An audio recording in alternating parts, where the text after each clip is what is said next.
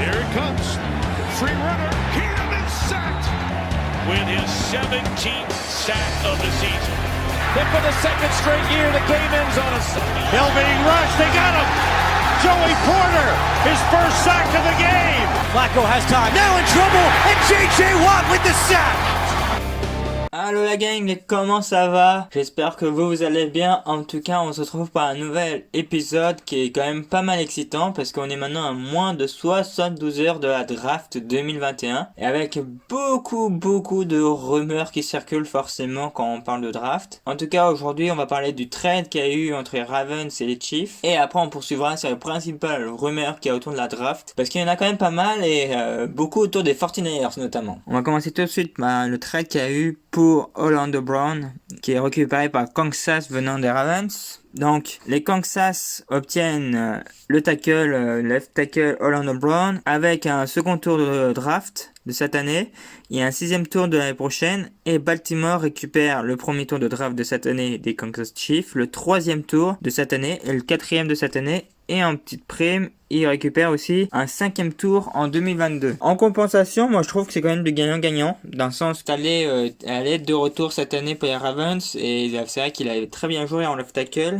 Brown, donc c'est ça, et qui est arrivé un peu en fin de contrat aussi, et donc vous n'avez pas nécessairement le besoin de le garder, vous avez la richesse de pas besoin, et les Chiefs n'auraient pas trouvé à la draft quelqu'un aussi performant que lui, donc ça peut être un peu cher payé, mais ils sont là pour gagner des titres, et en plus il peut quand même le garder pour un bon moment. Il a pas non plus 28 ou 29 ans, il est juste dans sa 4e année de contrat. C'est sûr qu'après il va falloir le payer dans un nouveau contrat, mais n'empêche que en qualité pure, moi je trouve très bien, et ce trade est vraiment du gagnant-gagnant pour les deux parties. C'est le genre de trade que j'aime beaucoup, qui est vraiment intéressant, où les deux ils gagnent, donc on va poursuivre pour ça. Côté Ravens, faut pas s'inquiéter, parce que Villanova, l'ancien left tackle des Steelers, devrait signer et jouer à droite de la ligne de côté Ravens, parce que Stanley sera retour à gauche et on sait comment c'est moins fort, plus âgé, donc il devrait garder une ligne solide, les Ravens, de ce côté-là, et en plus récupérer un tour de draft. Au moment que j'enregistre cette podcast, il est 15h12 le 27-04. Donc la draft est dans un peu plus de 48 heures. Donc s'il y a des nouvelles infos qui sortent, des nouveaux trades, je pourrais pas les commenter malheureusement tant que je monte tout ça. Je veux la publier demain, donc maintenant on va pouvoir parler d'un draft. On va continuer avec les Ravens du coup. Dans les dernières rumeurs, les Ravens, avec un des 2 picks qu'ils ont, devraient drafter un receveur. De toute façon c'est une des priorités, donc ça a l'air logique. Maintenant, on va passer en haut du tableau et on va faire les premiers picks. Alors, le premier, le deuxième, ça devrait pas bouger forcément. Trevor Lawrence devrait être drafté en 1 par les Jaguars. En 2, les Jets devraient drafter un certain Zach Wilson. Donc là, pour l'instant, pas de surprise. En place 3, 49ers ne serait pas sur Justin Fields. C'est la surprise. Pour moi, c'est une surprise. Les scouts iraient sur Trey Lance, mais Kyle Shanahan voudrait plus Matt Jones. Et certains scouts n'aiment vraiment pas le choix de Mac Jones. D'ailleurs, par ailleurs, le GM des 49ers a dit que ce serait Kyle Shanahan qui aurait le dernier choix. Donc, vraisemblablement, ils vont vers Matt Jones. Moi, mon avis sur le sujet, c'est que je pense que Fields est largement meilleur que Matt Jones à l'heure actuelle. Et je comprends pas qu'il soit même pas cité dans l'établissement des 49ers de San Francisco. Moi, je trouve ça vraiment dérangeant de pour ma part. Après, Matt Jones, pour Kyle Shanahan, ouais, c'est dans le même style que Garoppolo, c'est dans le même style que Iceman. Donc c'est ça. Pourquoi pas Matt Jones? Après, c'est une valeur sûre, on va dire. Il s'est lancé, il est précis, il a un très bon QI football. Je pense que c'est ce qui plaît chez Kyle Shanahan et je pense que faut lui faire confiance. Moi, c'est un coach que j'aime beaucoup, donc faut lui faire confiance. Mais c'est sûr que là, Kyle Shanahan, s'il prend Matt Jones, il y aura vraiment une grosse pression sur lui. Parce que là, il n'y a plus d'excuses, mon QB est blessé. Là, il n'y aura pas cette excuse-là cette fois, donc c'est ça. Donc, ouais, c'est pas mal ça. Et en plus, on annonce quand même de plus en plus de rumeurs que Garoppolo serait coupé ou tradé. S'ils prennent un QB, vraisemblablement, Garoppolo pourrait être mort, comme l'a dit Kyle Shanahan. En gros, il va être coupé. Pour être coupé. Après, je pense qu'il y a peut-être un travail d'affaires. Parce que il y a certaines équipes, je pense qu'ils pourraient être à l'affût, notamment les Patriots. Mais on reparlera d'eux un peu plus tard. Pour le choix 4, les Falcons. Alors, les Falcons ne seraient pas contre de trade down dans cette draft parce que pour l'instant ils sont pas intéressés par un autre QB. Iceman leur convient très bien. Et chercherait à avoir plus d'assets pour l'avenir, devoir, s'il le faut, devoir monter dans la draft pour chercher un QB, mais dans l'avenir. Donc il chercherait des assets. Mais sinon, les choix se dirigeraient sur Slater ou Elijah Vera Tucker s'il pourrait trade down. Sinon forcément ce sera plus Kyle Pitts, je pense, sans surprise, ça doit être le choix qui doit être pris parce qu'il peut jouer tight end ou receveur, attention hein. On connaît pas encore trop son poste réel, mais en tout cas, donc ouais, ça bouge pas mal. Donc Kyle Pitts, ça serait un choix logique si s'il va le faire péter Julio Jones début juin pour le salary cap. Donc c'est ça, ils ont pas trop de pression. Je pense que sincèrement qu'ils vont tout faire pour trade on. Mais bien sûr, après, quand c'est comme ça, c'est toujours ce qui est plus compliqué. C'est trouver une bonne affaire. Hein. Faut pas non plus qu'ils se fassent pigeonner dans tout ça et il faut vraiment une offre juste qui vaut vraiment la peine d'être réfléchie et pas trop loin dans la draft parce que là les autres joueurs s'ils sont trade down qui veulent prendre c'est Slater ou Elijah Tucker. Bon, c'est dans le top 15, ça reste top 15, top 20 donc ouais ça va, ils sont pas trop exigeants. Slater pourrait partir dans le top 10 mais c'est ça non. Donc voilà les dernières infos. Après à mon avis ça va être compliqué qu'ils descendent. Personnellement il y a peut-être une équipe pour les faire descendre, pour moi ce serait Denver ou les Panthers. Mais je pense pas qu'ils vont trouver preneur pour ce pick. On peut maintenant passer à Miami Dolphins. Bon, les Miami Dolphins ne devraient pas bouger, eux. Choix numéro 1, c'est Kyle Pitts, s'il est encore disponible. Bon, qui a peu de chance, mais on sait jamais. Hein. Sinon, c'est Ja'Marr Chase, forcément, le meilleur receveur. Hein. Donc, c'est sûr, là, on va sur un receveur directement côté Miami à coup sûr. Les Lions, par rapport à ma mock draft, ne bougeraient pas, ils ne devraient pas bouger. Et ils sont sur les receveurs. Donc, c'est intéressant aussi. Donc, on devrait voir Devonta Smith drafté. Un Waddle, si Pitts ou Ja'Marr Chase, les deux sont déjà draftés.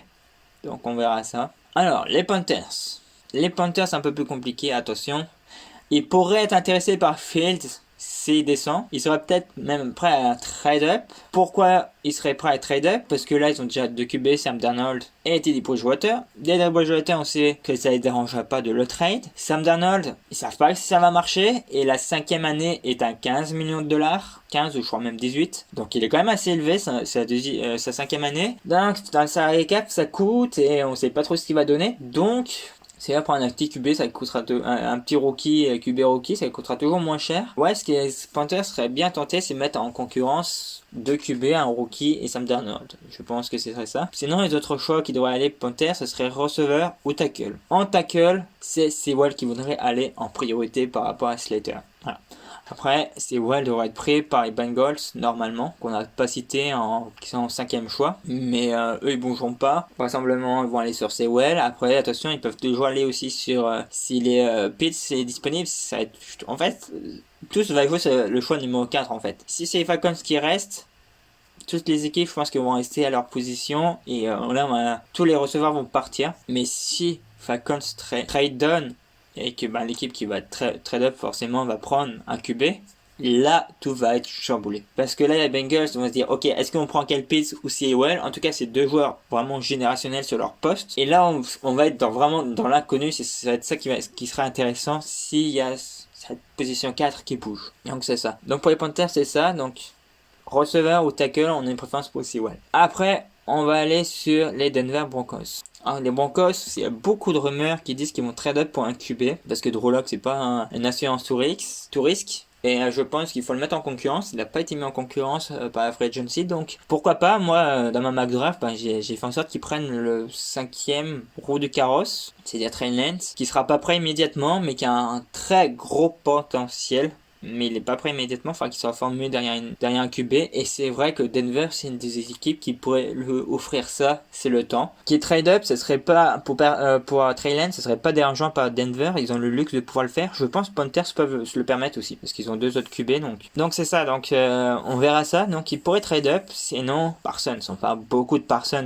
Et moi je suis d'accord, en plus, il y a une âme défensive dans cette équipe Denver tout le temps et Parsons, il rentrait tellement là-dedans là. Donc imaginez ça, Parsons avec Von Miller et Bradley Chubb, là ça ferait sacrément un très beau trio là, en sa ligne de linebacker. Pas rien d'imaginer, ce serait fou. Et en plus on sait que Von Miller, il sera pas descendante maintenant, donc c'est ça. Faut commencer à préparer l'avenir, donc il pourrait tomber bas Parsons, hein, parce qu'avec les quarterbacks, les receveurs, tout ça, il pourrait tomber vraiment bas. Pour moi, je pense pas qu'il va tomber bas, parce que c'est vraiment un très très bon linebacker qui devrait vraiment offrir beaucoup de choses. Et une équipe comme les Eagles devrait tout simplement le prendre. Moi, dans ma mock draft, c'était les Giants, donc on verra. Mais de toute façon, je pense que l'équipe qui voulait un receveur et n'aura plus de receveur ira dessus dans le top 12. Les Eagles. Les Eagles restent à l'affût pour un QB. C'est un QB décent, il reste à l'affût, donc ça veut dire que Jalen Hurts, on y croit, mais faut le mettre en concurrence. Moi je pense qu'il faut le mettre en concurrence, il va rien donner ce QB de toute façon, c'est mon avis personnel. Donc maintenant on va repasser chez les Patriots. Les Patriots, ils devraient pas avoir de trade-up lors de cette draft. Bien sûr, mes informations sont pas fiables à 100%. J'essaye de regarder le côté insider, tout ça. Ce qu'on entend, la tendance, c'est qu'ils sont pas amoureux d'un des 5 QB comme ils étaient amoureux de Baker Mayfield à l'époque. Et ils devraient pas trade up. Après, s'il y en a un qui tombe en top 15, si possible, hein, pourquoi pas drafter. Après, trade up, hein, s'ils vont à la deuxième place, pourquoi ils vont peut-être trade up à la deuxième place, mais ils iront pas dans le top 10 pour aller chercher. Donc, c'est une information importante. Moi, je pense que c'est possible et que c'est amplifié avec le fait que Garoppolo pourrait être coupé. Parce que Garoppolo connaît la maison, il avait fait des belles armes chez les Patriots, ils le connaissent par cœur, et il serait mis en concurrence avec Cam Newton. Donc moi, pour moi, ça coule de source que ça va se terminer comme ça, ce scénario. En tout cas, c'est les dernières tendances. Les dernières infos maintenant que j'ai, on va aller beaucoup plus loin dans la draft, c'est les Bills. Les Bills pourraient trade up pour Travis Etienne. Je ne suis pas pour prendre des running backs au premier tour, mais c'est vrai que ils ont quand même beaucoup de difficultés à la course, et quand leur meilleur coureur était votre quarterback, c'est que vous n'y avez pas. Et Travis Etienne, qu'est-ce que serait cool pour eux. Ah, ça serait tellement bon pour eux là, pour les Bills. Je vais aller tout de suite. Mais trade up pour un running back, je suis pas sûr. Moi, je pense qu'il va tomber fin de premier tour. Il devrait même pas avoir besoin de trade up. Je pense que la principale menace pour les Bills, ça va être les Steelers.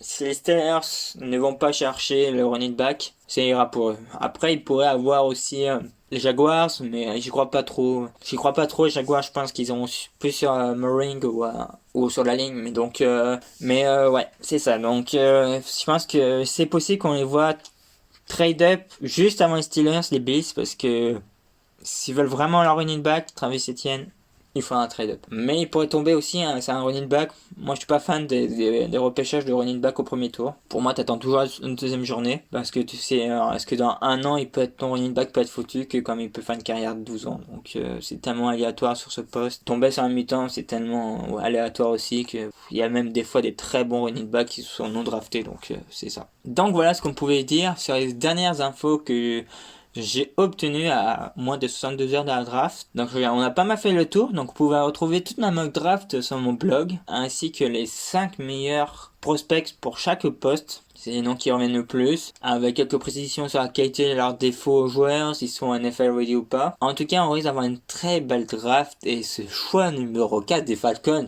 mais va donner vraiment le ton à la soirée. Est-ce qu'on va avoir une soirée plutôt chill, dire tout le monde va prendre ce qu'on attend d'eux, ou est-ce que ça va partir dans tous les sens en faisant un trade down? Alors là, moi j'ai hâte de voir ça. En tout cas, c'est excitant. Donc voilà, j'ai quand même pas mal dit les principales infos. Après, c'est des infos, c'est des rumeurs. Des fois c'est vrai, des fois c'est faux, ça va relativiser. Je vous dis à très bientôt. Il va falloir du café pour tenir, parce que cette draft elle va être vraiment mythique avec des très bons QB. Donc je vous dis à très bientôt et on débriefera tout ça tous ensemble lors du prochain podcast. Je vous dis bye bye, ciao.